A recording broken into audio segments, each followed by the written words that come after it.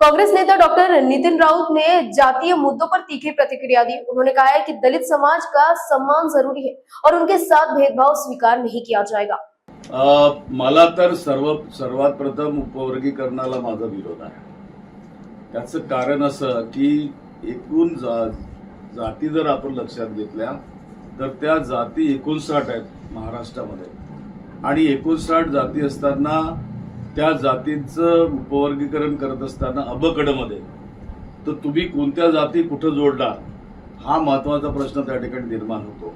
आणि त्यानंतर त्या ठिकाणी जे बौद्ध झालेत महार जातीतनं बौद्ध धर्मात आले त्यांना कुठं सामावून घेण्यात येईल, त्यांना कसं आरक्षण त्यात देण्यात येईल, कारण कायदा आहे आपल्या राज्यामध्ये। अशा या वेळी तुम्ही जी समिती बदर समिती या ठिकाणी नेमली न्यायमूर्ती महोदयांची त्यामध्ये एक्सपर्ट्स कुणी दिसत नाही। कोणतीही अशा प्रकारची जी समिती असते त्यामध्ये त्या सब्जेक्ट का एक्सपर्ट असतो, परंतु या ठिकाणी सिंगल मॅन कमिटी त्या ठिकाणी करण्यात आली होती। नंबर 1। नंबर 2, या ठिकाणी राज्य सरकारला वाटते की काही जातींना आरक्षणाचा लाभ मिळाला नाही। पहिली बाब तर आरक्षण आहे कुठं? अलीकडे कंत्राटी पद्धती निर्माण झाल्यात, शिक्षणामध्ये शिष्यवृत्त्या मिळत नाहीत, आरक्षणाचा बट्ट्याबोळ झाला। अशा वेळेला आरक्षण नसताना हा खटाटोप।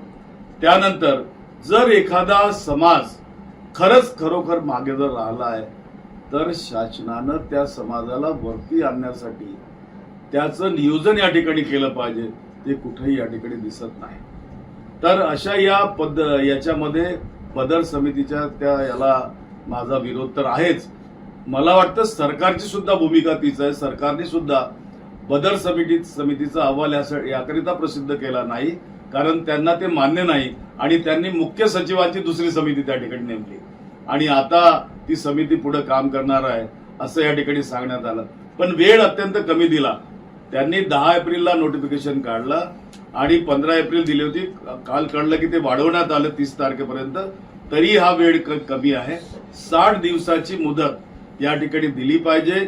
59 जातीच्या उपवर्गातील सर्वांना संधी दिली पाहिजे समान, त्या ठिकाणी त्यांचं म्हणणं मांडत असताना।